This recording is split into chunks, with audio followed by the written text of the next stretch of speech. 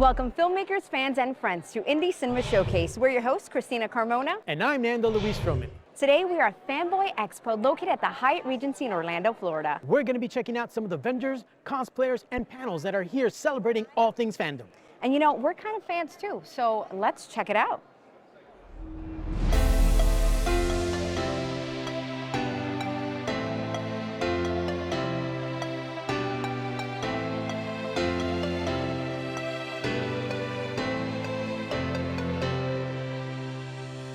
The Fanboy Expo is one of the biggest and best comic and anime conventions in the US. It is usually held several times a year in different cities like the one here in Orlando, Florida. The multi-city pop culture convention caters to a diverse range of fans, geeks, and nerds. It covers entertainment genres like comic books, science fiction, cosplay, art, film, television, and wrestling. It also regularly hosts Q&A panels, autograph sessions, photo ops, and other fun activities visitors can enjoy. You can also buy exciting merchandise and food from hundreds of vendors on the showroom floor. Nando and I spent the day spending money, going to panels, and talking to some great vendors and celebrity guests. All right, guys, so I'm here with Glenn Randall Jr. You guys in the Star Wars universe will recognize him because he is the stunt performer for one of our favorite Mandalorian, Boba Fett himself. Mr. Randall, pleasure to meet with you. Now, when you got into the business itself, did you ever think, it was like, did you know from the beginning that this is what you wanted to do, or was it something that just kind of grew on you? No, I knew I wanted to be a stuntman. I mean, I had a desire to do that. I was good at it, but I didn't realize where that career was going to take me.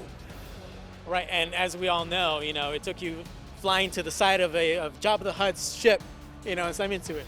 Well, it's strange because when we did Star Wars, to me at that point in time in my career, it was just another job, another film. The costume was just another costume. I mean, in the film industry, one day you're a Roman soldier, the next day you're an Indian, the next thing you're putting on a gorilla costume for Planet of the Apes. So Boba Fett costume was just another costume to me. So I had no idea the effect that it had on the viewing public. Say, for example, for anybody who is looking to perhaps get into the stunt industry, what would you say for them to be like? What would be your first steps? I would say that it's easier to become a doctor because it's a profession that many are called and few are chosen. It's a matter of a lot of talent, a lot of luck, and being in the right place at the right time. So how has been your convention experience so far? Interesting. I had no idea this, how can I say, this group of people live. It's amazing to me that we have those kind of fans out there. I'm grateful, don't misunderstand me, but no, it's been quite an experience. I can imagine. It is something, especially, you've been retired for over 20 years now and stuff like that. It's like, conventions like these and the fandoms have grown significantly over the years that it's gotten to the point where it's almost like an event on its own. I'm talking to fathers that are bringing their children out here, and I asked their father how old they were. They were 2-3 years old when we made these films, and I'm 82 years old now, and it's amazing the longevity that some of these films have.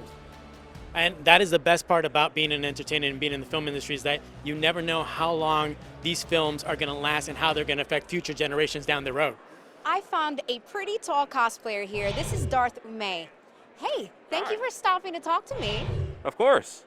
So tell us about this cosplay. So initially the cosplay just started off as me buying a lightsaber. And this saber was just normal size. Eventually it got longer. And then I wanted a nice, good costume to go with it. So I got the mask from the same company I bought the saber from. I cut the jaw off so I could, Now, how are you enjoying Fanboy? Is this your first time? This is my first Fanboy Expo, but I've been to other conventions. I'm having a blast. I like how on a Saturday, it's not as crowded as other conventions. I can move around easier. But I'm very happy with the number of guests, still the number of cosplayers, the people selling their merchandise. A lot of them seem to be more local, which I'm very happy about.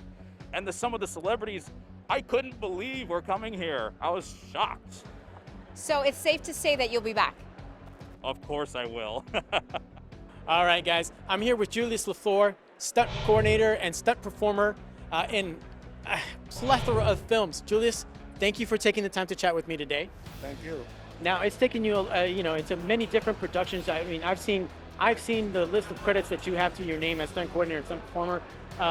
How did it significantly grow? I mean, you've worked with, for those of you at home, he's also done stunt work for Billy D. Williams in Return of the Jedi as well. How did you work your way up to working with, Lucasfilm and Star Wars? I met Glenn Randall, who was the stunt coordinator of Star Wars, on a movie called Fast Times at Ridgemont High. Great film. He called me and told me that he was working on a film in Yuma, Arizona, and he couldn't tell me much about it. And so what happened was I was originally there to double Billy D. Williams on the film. And so Glenn took me over to the Silex pit, and I'm thinking, what has this got to do with Billy D. Williams? He says, well, I need some guys to fall in this pit. So I'm looking at the pit, and I told Glenn, I said, I bet you I could jump from the side and go all the way through the center of this hole and not touch anything. He said, you can do that? I said, all day long.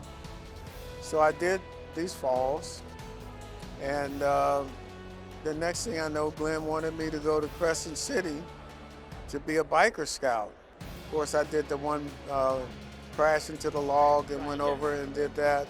And then at the end of the day, I thought it was over. And then Kenner Toys called me and said, hey, we're using a bunch of these action figures in the commercial. Which one were you? So they sent me a bunch of clips. Right. I'm like, this one's for me, this one's me, and this for me. And then all of a sudden, they're sending me checks. I'm like, man, this is great. Where I come from in the beginning of my career, only stars sign autographs. And I'm signing autographs and people paying me for signatures. I'm like, I keep waiting for the police to come and arrest me for stealing. But it's been really good coming here to Orlando. It's been nice. And it's like kind of my way of giving back, Right. but I'm getting paid. Right. But That's the best way to do it, right? yeah, just like these interviews, I don't mind. I mean, the fans make you who you are, and they supported the Star Wars franchise, and it's just showing an appreciation. I like being here, and it's been good.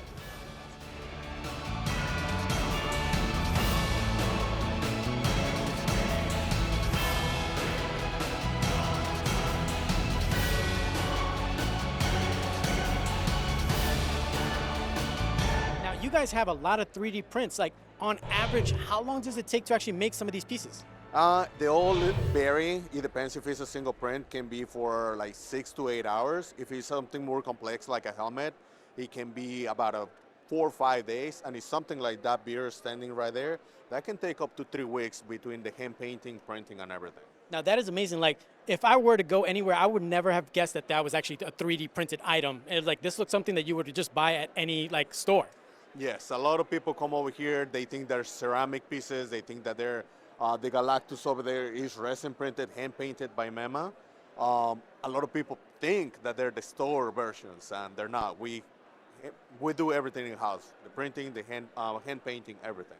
So what keeps you coming to events like Fanboy Expo? We love the reaction from people from watching our stuff, from buying our stuff. And Fanboy Expo is our anniversary convention. Our very first show was a Fanboy Expo, and that's why the one that we want to go every time, because that's our anniversary in conventions. So how long does it take to make like one of these pieces of art? Yeah, all these pieces, they are laser cut, and they are then hand painted by my wife. We use our laser machine to cut all these signs. For example, for any of these, like a 7 or 8 layers sign, it takes like 1 hour just to be cut. Right.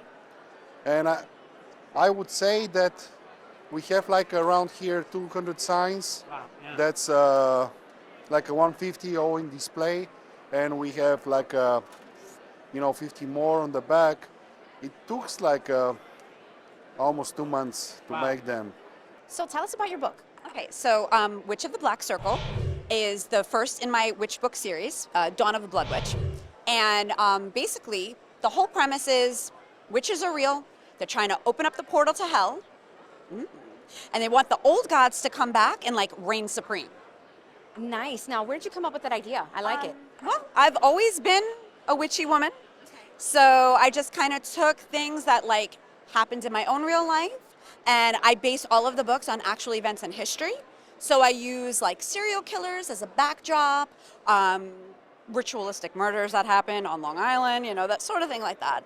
And I use like these real events to kind of like enhance the reality of the story. So basically it's kind of like American Horror Story where like each season is different, but they have a shared universe. Okay. So each book is a standalone book, but they share a world. So I have to do a lot of planning to kind of make everything fit and connect. All right, guys, I'm here with the Orlando Ghostbusters. Guys, thank you for taking the time to chat with me today. So tell me a little bit about your organization. So we're a group, we've been around actually for 15 years now. We basically fundraise for different charities. Our current charity is Starlight Children's Foundation. We're a Ghost Corps authorized group, which basically means that we work with Sony as well. So we've done different promotions for them through the years. So Starlight is unique in the fact that they basically provide games and toys to, critically ill children in the hospital to bring some joy to them. Because, you have a lot of children's charities, we support medically or whatever. So it's good for their mental health, and basically, and for them to be kids, because that's, when you're in that type of position, that's the hardest thing. So if folks want to find out more information about what you guys do and the charities that you guys support, where can they go to? We're on Facebook and Instagram. We're at Orlando Ghostbusters. So, and please just come by, look us up. We list our events up there. We'd be happy to see you out. Or if you want more information, please feel free to message us or post on our forums. Well, thank you guys. Folks, if you guys are ever out at any of the conventions, be sure to stop by the Orlando Ghostbusters booth and find out what events and charities they're supporting and help out. So as you can see, there's lots to do in this 3-day event.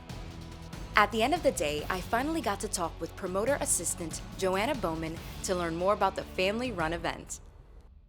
So let's talk about Fanboy Expo itself. How did this get started? Well, Fanboy was started about 12 years ago. Our home base is in Knoxville, Tennessee. That's where we kind of started and grew our fan base. Right. And we have been to Florida a few years in the past. We've been to Tampa and Lakeland a few years ago.